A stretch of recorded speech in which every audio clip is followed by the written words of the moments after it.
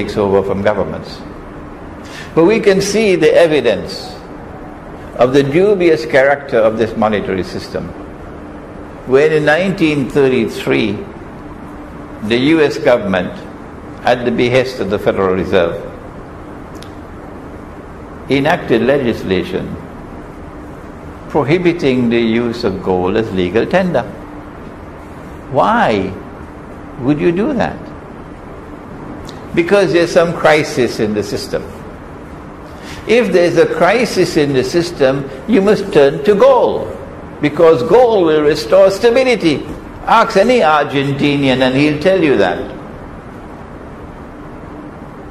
The United States government prohibited the use of gold as legal tender. Number one, 1933. Number two, if you were caught with gold after a certain date, you would be fined 10,000 US dollars, or you could spend 6 months in jail. Why this drastic measure? You had to take your gold and give it to the government, and the government will give you paper in its place at $20 an ounce. So all of the United States had to hand over their gold to Uncle Sam. Those who were smart shipped their gold to Switzerland and got away. After the United States government had taken all the gold, then in 1934, January I believe, they then devalued the dollar. What's that? We never had this word before, devalue. We thought value was stable. Value is created by the one God. How can you devalue money? Yes, you can. When you stop using money with intrinsic value, gold and silver, and you replace it with money which has no intrinsic value, then you can devalue. So we see the system working now. The United States government devalued the US dollar from $20 to 1 ounce of gold to 35. And then they removed the law prohibiting the use of gold as legal tender. So all of America rushed to buy back their gold. But in the process, if you had changed 100 gold coins of 1 ounce each, and you got 2,000 US dollars, and now you take the 2,000 US dollars to buy back your gold, guess how many gold coins you got? I think it will be around 57 or 58. Where has your money gone? Who took it? In this case, it's so easy to understand that the money is in the pocket of Uncle Sam. 43% of the wealth of the people has been unjustly acquired by the government, which means the Federal Reserve, through the simple expedient of devaluing the money. That's what has been happening around the world since then. And this was not the first, I think it's called Ponzi scheme, this monetary system.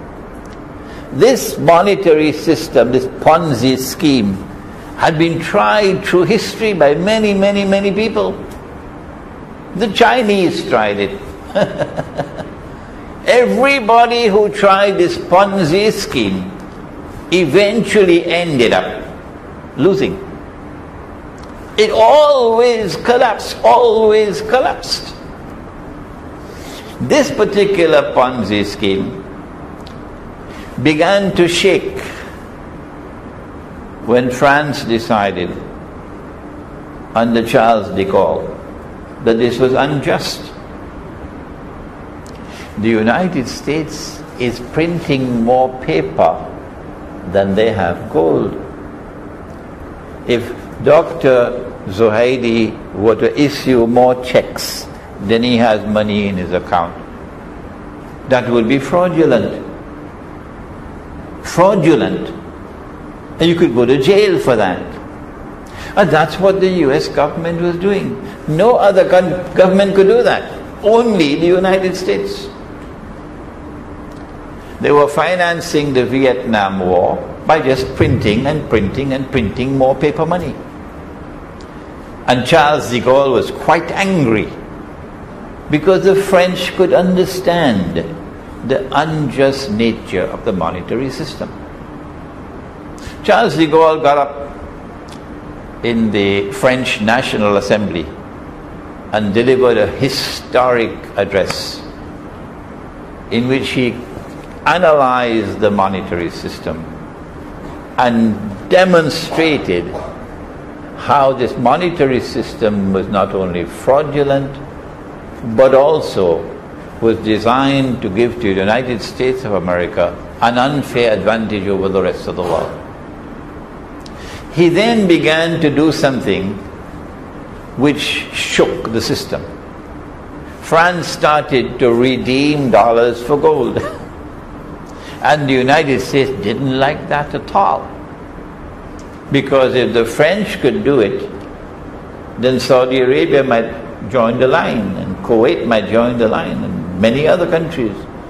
And because the United States did not have the gold for all the paper, the whole thing would collapse. De Gaulle died. He first had to resign and then he died. But those who succeeded de Gaulle in France, and I admire them so much, continued the system, continued the policy. And how one wishes that Malaysia had those who could continue what Dr. Mahathir had started with dinar. So in August of 1971, the French came along again, one more time. Richard Nixon was the US president, and said, "Hi, Uncle Sam, are you there? 3 billion USD, and we want the gold." Nixon retired to Camp David that weekend. That's what they usually do. And he realized the game was up. The game was up. The Ponzi scheme had collapsed. The United States can no longer continue delivering, redeeming paper for gold. And so he delivered an address to the world and said, "We gave our word, but we don't have to keep our word." Not in Islam. Not with those who follow Prophet Muhammad alayhi salatu wasalam. The characteristic of a true Muslim, the characteristic of a true Christian, of a true Jew, of a true Hindu, of a true Buddhist, is that when he gives his word, he keeps his word. That's the basis of international relations. Pacta sunt servanda. But that's what Richard Nixon did. He tore up the Bretton Woods Accord. He decided to abandon the provisions of the International Monetary Fund. And so from September 1971, the US dollar is in no man's land.